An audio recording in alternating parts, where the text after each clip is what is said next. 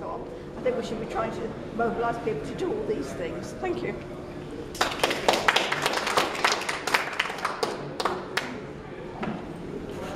Yeah, I'm Colin Walker. I'm convener of a private company called CFC in Chesterfield.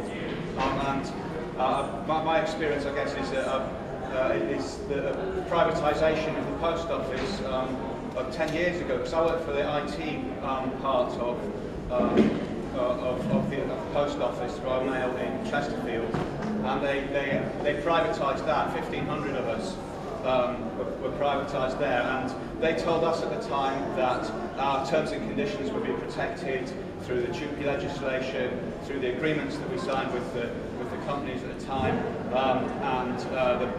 you had the chief executive putting quotes in the papers saying their pensions are safe for their entire career at CFC. It was all lies. There's been attack after attack after attack. So when Richard talks about the hostility to privatisation, I was in the post office. We were privatised 10 years ago. They've got to fight like mad to avoid it if possible, and to retain and build their union organisation if it goes ahead, and maximum solidarity in your fight for that.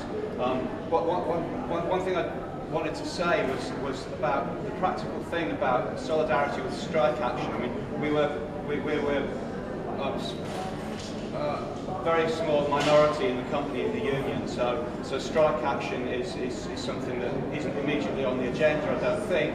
I hope I'm wrong, but the key thing about the big strikes that are coming up for teachers and postal workers is that all the action that any little bit of action that we can do in our workplace to support them not only will give them a boost, but it will help start to rebuild the union organisation in our workplace, and it will start to give people confidence that actually, yes, we can organise, we can fight back, we can do things. It might not be a big thing, it might not be a strike, it might not be a major protest, but every little thing that you can do in your workplace will rebuild that organisation, because that's the key to this. It's organisation.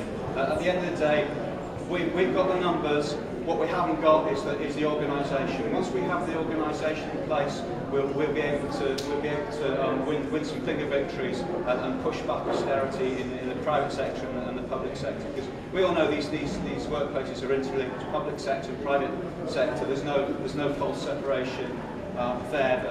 I'd echo the comments that the comrades have said already on that. I talked to a lot of my colleagues. They've got husbands and wives who work in the private sector and the public sector, and we all use public services and have to do our shopping in private supermarkets. So it's an interlinked thing, and organisation's the key. That's my point.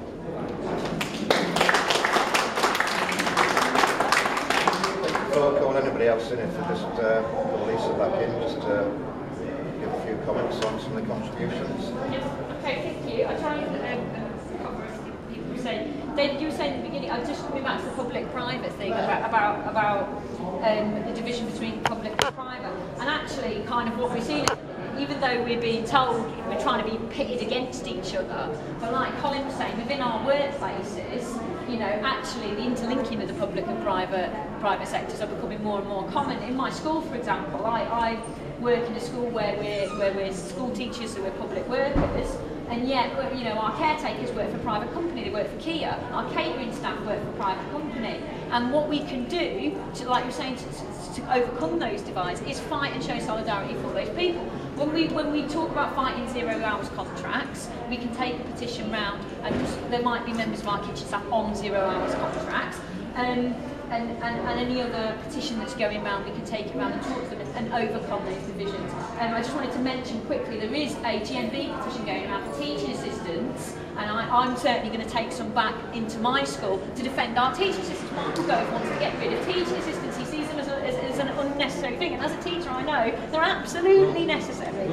You know, and a way of, you know, and a lot of teaching assistants in my school are the parents of kids in my school. So you know, by exactly. So solidarity is so important because it does bring us all together. We work together, and we live together, and you know, and that's by fighting together, we overcome the false divisions that are put upon us from the top. The other thing I wanted to say was you were talking about UK Uncut and solidarity, and it works both ways. Not so long ago in Sheffield there was the bedroom tax sleep out outside the town hall, which a lot of groups were involved in. And I know that Unite were down there with their banners, I know the NUT banner was down there, so unions are getting involved, you know, with those sorts of things, and they need to continue to do so. And I just wanted to talk a little bit about the waiting. So I think Liz was talking about waiting for others to come out. That is a massive thing that we've had to fight within the NUT, because the biggest argument we got from our leadership was we have to wait for the NAS, because otherwise we'll lose them and then we won't come out together. And we had to keep the pressure on, because there comes a point where, like you say, you just can't wait anymore, and that is where pressure from below and the confidence of workers to put pressure on their union leadership really sort of comes into play. And just one last thing about solidarity, people were talking, I think Liz mentioned as well, walking out at lunchtime and showing stuff in their lunch breaks. One of the great things that people did when the teachers in the Northwest were on strike was we had stickers, simple things like everybody in school wore a sticker saying that they showed solidarity with teachers who were on strike. In our school, we went out at lunchtime, we made a banner, we took a photo of the banner, we sent it to the school, we put it on our website. So there are practical things like that you can do as well, because it is really isolating, particularly if you're a region out on strike and not out nationally. So that will become really important for us as Yorkshire region out. And even in a single school, just a simple thing like emailing a message of support. For my school, Westfield School was out on strike last year. It was quite frightening for a lot of members. They had never been out on strike before. One thing that made a real difference was the emails that we got from people all across the country, from the unions, not just from the NUT, but from other unions as well, supporting us individually in our school. It really made a difference to the confidence of our members. And one thing I forgot to mention before about the 29, I would still urge people, I think when Liz was saying about bringing people together and striking together and overcoming the anti-union laws, and what do we do about these single battles and bring them together? Well, isn't this what the People's Assembly is for? Bringing people together so that we can turn what is an economic battle into a political battle. We can't do it through the trade union laws, but we can bring trade unionists together to coordinate their action, to support each other, and to get people to the Tory party conference on the 29th. And you can sign up for coaches, you can sign up for transport, you can sign up for tickets here today at the registration, and I would urge people to do that. Yeah, just a further bit on the anti-trade union laws. I mean, the ludicrous thing is, we couldn't actually ballot the strike action on the principle of privatisation. We had to get a trade dispute about ensuring our terms and conditions were basically protected. So, albeit we've not got a political battle, we're basically politicising it, because it's essentially we want to get an absolutely unprecedented, legally binding agreement that stipulates our terms and conditions are protected in legislation.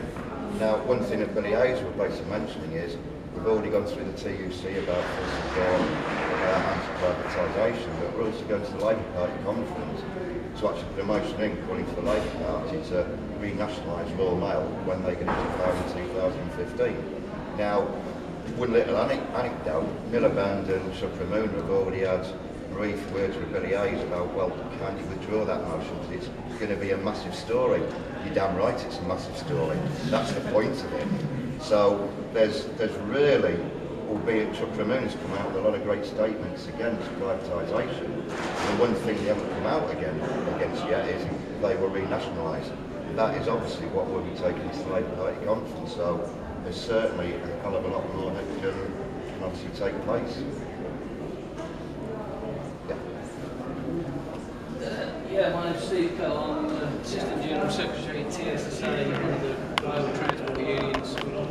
I mean, first of all, I have to say, perhaps I'm one of these leaders that's accused of holding people back. I mean, I have to say, from my perspective, that when our members get together and they want to take any sort of collective action, believe me, my boss would be very peeved with me if I was to say anything else. We would give our backing 100% to those members taking collective action, whether it be strike action or anything else. But the fact is, and the problem is, that we've got a lot of people who aren't actually organised, not just in the industries which my union covers, but an awful lot of other areas as well. You know, there's far too many people around, and we're not in a union.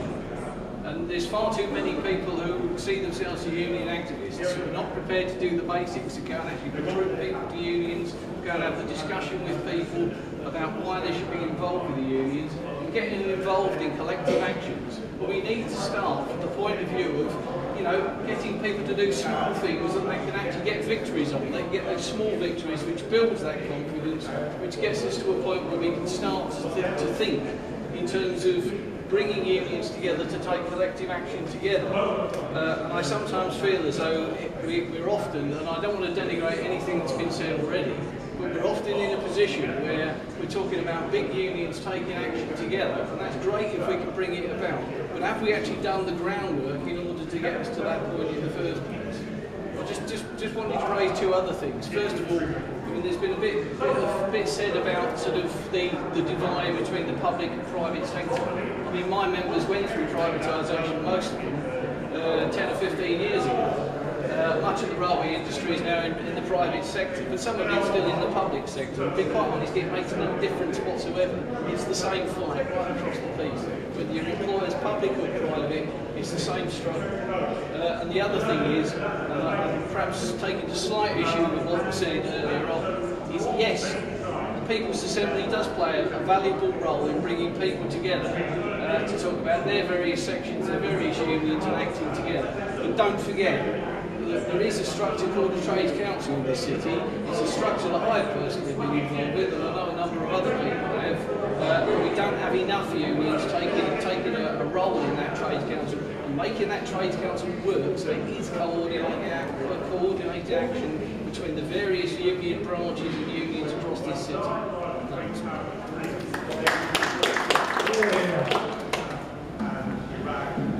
Pete Davis, Regional Officer GMB covering Sheffield. I just want to, I think enough's been said about the general strike. I just want to talk about the actual principle of strike and give you a couple of real examples in this city and around this city, which I think makes the point that the workshop's made. If we look at bin workers in Sheffield, they're privatised. And a lot of what I've done about privatisation, and a lot of what I preach about privatisation is your terms and conditions will suffer. Yes, they will, unless you're organised. The bin workers in Sheffield, a loader is on £9.67 an hour. The bin worker in Rotherham works for the local authority, they're on less than the living wage. What's the difference? Strike action. They're organised, they're together, and they're willing to take strike action in Sheffield. They're not organised, they're not together, and they haven't been willing to take strike action in Rotherham. It's the same with the cleaners. Private sector cleaners in certain schools in Sheffield, and we've all seen it. People talk about privatisation in the NHS. It's absolutely rife in schools in Sheffield. You can't go into a school now without seeing 2, 3, 4 companies delivering services, catering services, cleaning services, supervisory services, maintenance services. Yet there are 5 of those outsourced companies now paying the living wage. And we have local authorities all over the country not paying a living wage. What's the difference? They got together, they got organised, and they took strike action, or they threatened strike action. So nothing's changed. Tories haven't changed, and organising and taking strike action hasn't changed. I absolutely agree with your comments, by the way. We, the trade unions, have a massive job to do to organise those workers and to get them ready. I think you won't find many trade unionists who disagree with the principle of a general strike. I'd like to see them, and I'd like to see more of them. But we're one of those general unions where we've got patches which we could do it like that, and we've got huge patches where we're not organised. So nothing's changed. It's about organising them, getting them in, and taking that strike action.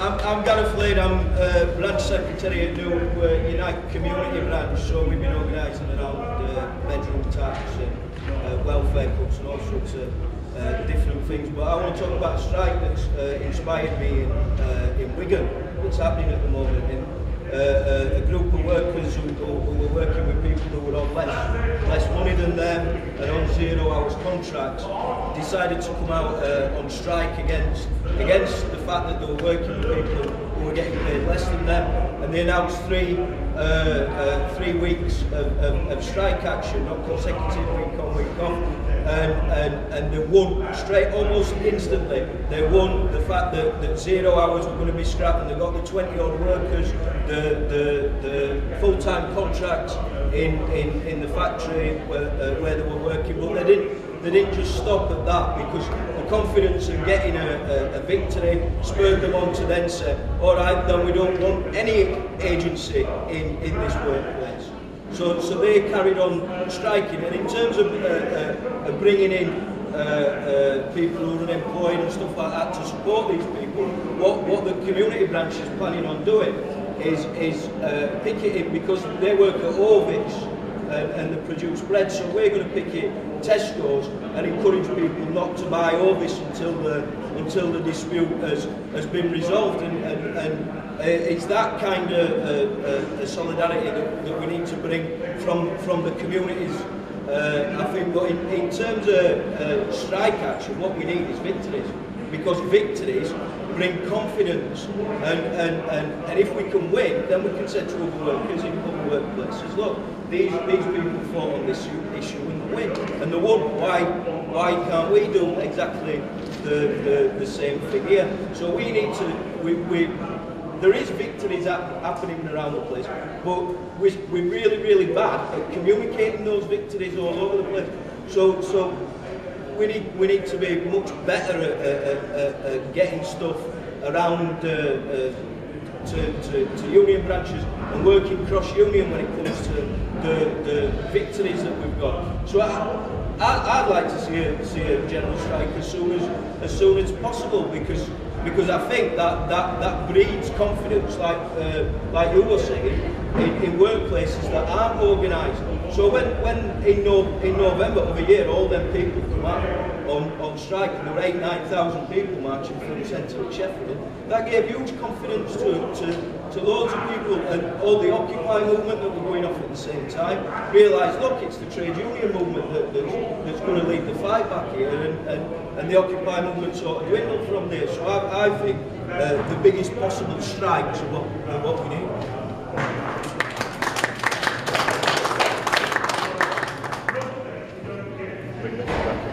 A few comments, unless there's anybody else that wants to make a contribution or ask any questions. James Oliver, Lovely Pat, sixth form, another teacher, I'm afraid, but we had an important dispute at our college where, although we're in the education sector, like a lot of sixth forms academies, it's all been broken up, and you don't actually feel you're part of a unified public sector. So, you know, our college works as a business, and they told us that £1 million cuts meant that 20% of our staff would be made redundant. It was interesting there were 20% cuts at every level except senior management. So, you know, our first response to them was, well, if one of you, one of the senior management levels, and actually, when we negotiated about the threat of strike action, as any of us who are union organisers know, it was the fact that they knew that was real, that has any weight. You know, they were not backing down on anything until they saw there was going to be a strike. And Ofsted is always used as a tool to beat teachers, but we had an Ofsted inspection during the week of the strike, which was just a gift, because we said, well, you know, do you want to have a picket line when the Ofsted inspectors are in? And for once, Ofsted works in our favour, because they just backed out. They absolutely shat themselves at the thought of us being on strike with this Ofsted. Something that's more, you know, sort of a general point that other union activists, I'm sure, would also find relevant, is that when we went to negotiate, we didn't just have the demands that we'd agreed as union members to defend our jobs, which, by the way, we won all of those. We were expecting to have a lot of redundancies. They even made the temporary staff permanent. It was those kinds of taking steps forward. When you do have a moment of strength, instead of just being on the defensive, we said, well as saving those jobs, we want you to change the culture in the college where 20% of staff are temporary and make them permanent, which they are now. So finding it a lot harder this year because they want to come back again this year. But also facilities side, I mean, I'm sure our unions have this issue where you've got employers who are trying to get out and paying into facilities side, and we put that on the table, which we hadn't even really thought of. But it's an important battle in terms of surviving by unions at the moment. Partly depends on those kind of regional issues as well as the local issues. The fact that you can win things like facilities side, which now means that our association is stronger because all these schools are opting out and paying it in because the local authorities broke it, then it just is a message maybe that we need to think about when we are fighting, is think about extra demands, not just the demands that are immediately defensive, because you can't win it. Right, just one more contribution in. So I'm mindful now it's about 3 o'clock, so you just one quick comment and I'll bring Lisa in to wrap up. Just let's go back. What Gareth was saying about the COVID strike against 0 hours and how that actually went into communities like we went to Tesco's supermarkets to get public on site, public on site and tell them what was happening or why it was happening. I'm all for a general strike, and it seems that most people in union are probably up for a general strike. But I think for the general strike to work across the country is to do the kind of things that we like the community are doing. I think all unions need to take that lead and to get everybody else who isn't unionised but to get them to cross and strike is for everybody, for the whole country, not just for unions. I think once you've got that background in the way, it will take a lot of groundwork to get that across to people, then you're sure winner. You can change things. Really great. I absolutely agree with your point that we need to be recruiting people to unions, and I absolutely agree about the Trades Council as well, and hopefully I'm going to be one of the people that comes on, coming on to the Trades Council in Sheffield to start working with the unions, so we want to keep the NUT involved, absolutely, in Trades Council. And I agree with the point about recruiting members and doing the basics as well. Unfortunately, what we're finding is that what the government are doing is making it harder for us to recruit people. We're teaching, we don't have training teachers to the universities anymore. Universities would be where we went to recruit our new members. They're doing direct courses in schools now, so they come straight into school, and it's really hard to do separate in on one campus. We have to come up with some creative ways around that to start recruiting them. But how I recruited into the NUT, the young student teachers in my schools, to talk to them about the national action that was coming up. And every time we take action, we do recruit people. When I took individual strike action in my school, we recruited people. They came to us because we were doing something, because they saw that we were fighting back. And if you're going to say it's worth being in your union, then you've got to give them a union worth fighting for, and a union worth being in. So pushing for further action will recruit people and will build the action at the same time. And I just wanted to echo the